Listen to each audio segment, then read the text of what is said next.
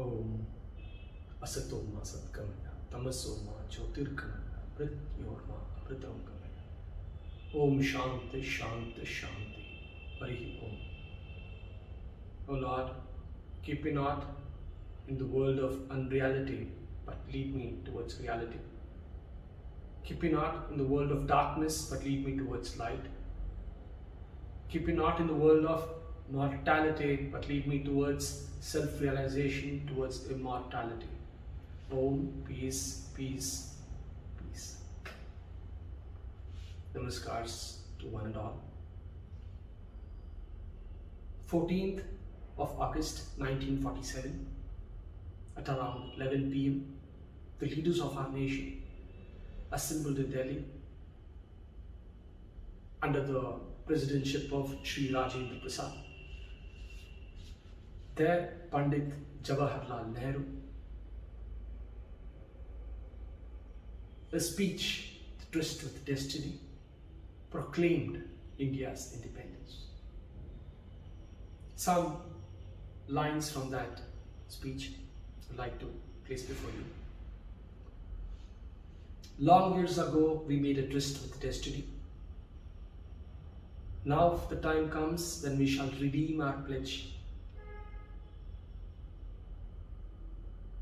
The stroke of the midnight hour, when the world sleeps, India will awake to life and freedom. India will awake to life and freedom. Extraordinary words, extraordinary emotions captured, depicting the sacrifice, that pain of lakhs of freedom fighters, the struggle to make our motherland free.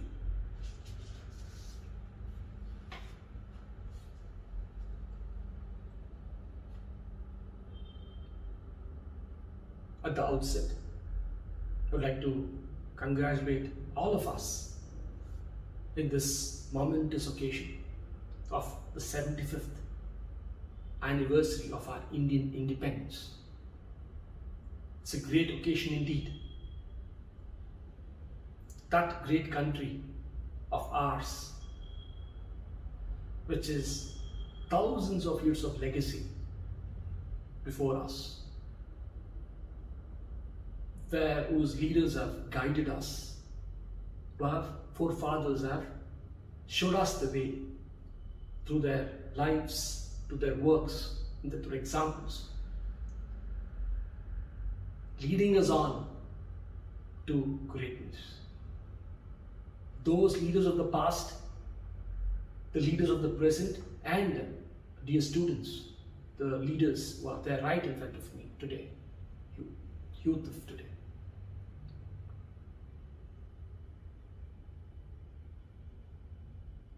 But also thank this opportunity to be part of this wonderful forum, where this forum of ANTOGATVA is celebrating its second edition. A forum where young minds meet, a center for incubation of ideas, visions, taking these visions and making it our mission. Visions to mission. So I congratulate all the members, the management of this institution, which has given you an opportunity to participate and engage in this constructive dialogue process. Also, I would like to welcome all the other guests, all the other participants in this virtual meet in celebrating the Independence Day of our great country in a befitting manner.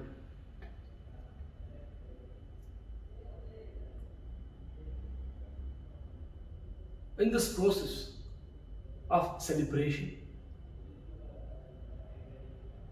I would like to share a couple of perspectives of how we will be able to take up this challenge of assimilating this freedom of independence in our lives, personally as well as socially. I believe independence encapsulates two aspects to life. One is Utsav, a celebratory mode. Another one is a Vrata, a mode of contemplation, a mode of pledging our allegiance to a higher ideal. So, how Vrata and Utsav should be part of our life's journey is one of my themes today, which I would like to place before you. I would like to recollect one anecdote from the life of Sardar Vallabhbhai Patel, that Iron Man of India, when he was pleading in the court of law. There came a telegram to him in the middle of his pleading, took it, noted it down, put it in his pocket quietly. How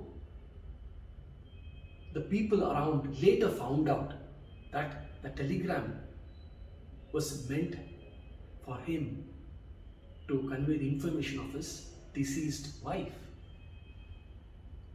How Sardar Vallabhbhai Patel, in spite of getting that information, getting that tragic news, was able to continue in a stoic manner and complete the proceedings, and then went to his home. What does this show? Does this indicate a lack of love for his family member? Not at all. This is something to do with love, and much more fundamental about how one can handle the ups and downs of our life. Our life, which is a mixture of positives, negatives, goods and bads. That balancing of our psychophysical nature is the key to understand and discover life. As youth, we go through a process of energy. We are filled with adrenaline. When we speak about discipline to youth, it always evokes mixed responses. Youth want freedom. They do not like to get binded by the words of the elders. I think when one understands how we need to train ourselves properly, train our mind, self-regulate ourselves, we'll be able to appreciate freedom, because freedom comes with responsibility. Freedom comes with responsibility. I recall an incident with one of our very senior, revered Swamiji, who in his course of talk in the United States was invited to a radio show. There, in the course of a conversation, about when he was discussing about how we need to discipline our energies. Discipline our energies. That host raised his hand and loudly retorted, "Swamiji, we do not want disciplining of our energies. We want spontaneous, natural freedom." The Swamiji smiled and indicated to a particular fact. Just previously, they were discussing about music, the sublimity of music, especially the Indian classical music, where the host himself was very much impressed about that fineness in the Indian music, and was astonished at the range which the Indian music could produce. Swamiji pointed it out. Can anyone produce such sublimity without training, without that rigor, without that effort? Not possible. Without discipline, there is no freedom. We need to understand how to self-regulate ourselves. This is the key to success.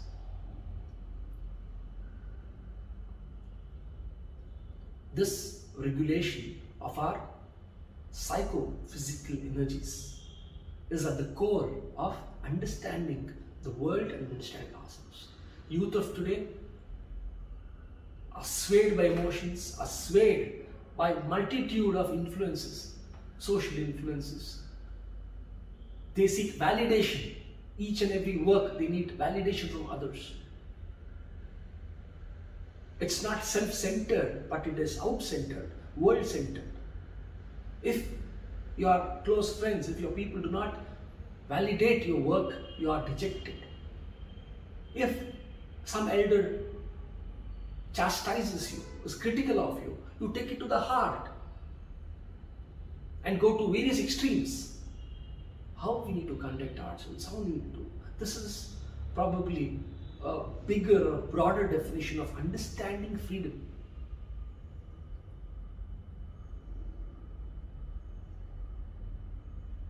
Swami Vivekananda, the youth icon of today. Swamiji, his contribution towards the freedom movement was subtle. Though he was not actively part of the movement, because he attained his Mahasamadhi, passed away in the year 1902, but the official independence struggles happened somewhere in 1920 onwards. His works, his lectures, especially the welcome from Colombo to Almora. When he came back from the west, he was welcomed all across the length and breadth of our country. Those works, lectures, they are found with almost all the freedom fighters. You may know that at the time, Calcutta was at the epicenter of the social, cultural, political movement of our country. The East India Company was there. So far, so that the British were perplexed, they were worried about Swamiji's influence on these very young freedom fighters. Who does not know Netaji Subhash Chandra Bose, Mahatma Gandhi? Great freedom fighters, leaders of people. Netaji Subhash Chandra Bose and Mahatma Gandhi. The cause was the same, the purpose was the same, to free our country from the oppression, atrocities of the British, to empower our people, to enable our people. The paths were different. Netaji believed in aggressive combat. He founded the Indian National Army. Whereas Mahatma Gandhi, the father of our nation,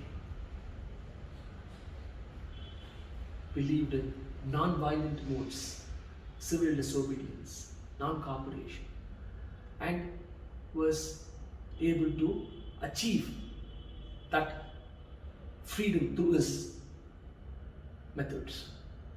Both ways, different methods, single purpose, single goal.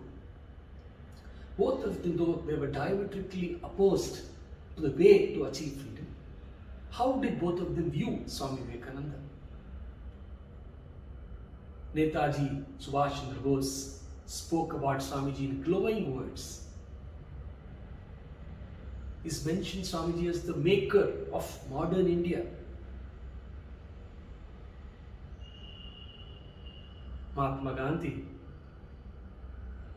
mentions that I've read Swami Vivekananda's works thoroughly.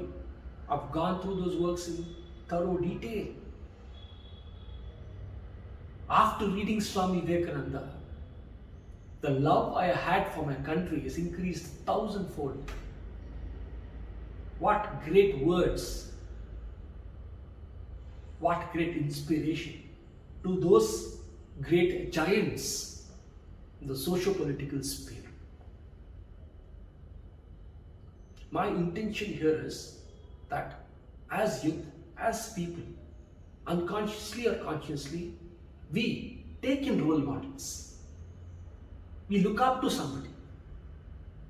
Why not Swami Vivekananda?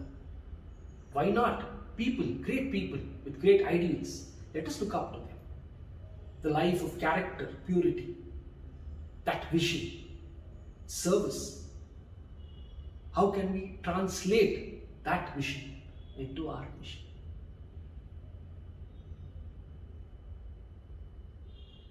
Swamiji's very famous saying from the Upanishads, Kathopanishad. When Swamiji talks about arise awake, stop not till the goal is reached. What do we understand by that? How can we achieve that goal? In this conversation of trying to direct our energies, channelizing our energies, we have tried to cover or try to touch upon that tryst with the destiny, how we can relate ourselves to that freedom struggle, those aspects, that cultural heritage, that legacy which our country has had and is put forth, and we are part of that great legacy, how aspects of Utsav and Vrata can add on to our lives. That balance between both is important. And life has its shares of joys and pleasures. In this context, I would like to share a verse from the Srimad Bhagavata. It's in the 3rd canto, 7th chapter, 17th verse, which goes like this. Yascha mooda tamo loke, yascha buddhe parangataha, tayoho sukhamedethe, klishati antarito jana. It talks about that states of being existence where a person is at one state where is totally oblivious of pain and pleasure. Is a muda, ignorant person. He is a person also, he doesn't understand what is pain and pleasure at one level. At the other extreme, you have got a Jivan Mukta, Paramahamsa, who is beyond this duality. And as a witness, he watches the world go by. In the middle, Klishati Antarito Jana, the normal people in between, we go through this pangs of pain and joy, through this ups and downs, sine waves. How? By reflecting, by having forums like this, discussing great ideas, thoughts, having satsang, having love and respect to our Indian culture, how we'll be able to move forward and take it forward. So as Swamiji says, arise awake, stop not till the goal is reached. Uttishtata, jagrata, prapya varani modata. So dear students, dear youth of our country, the future of our country, I wish you all the best. It's a great day to begin with, a great day to get a sankalpa ready. Let us take the right sankalpa and make India great. I thank you for this opportunity to be a part of this youth mindscape. I all the very best to you. Jai Hind, Jai Ramakrishna. Om Shanti, Shanti, Shanti. Hari Om Tat Sat. Shri Ramakrishna.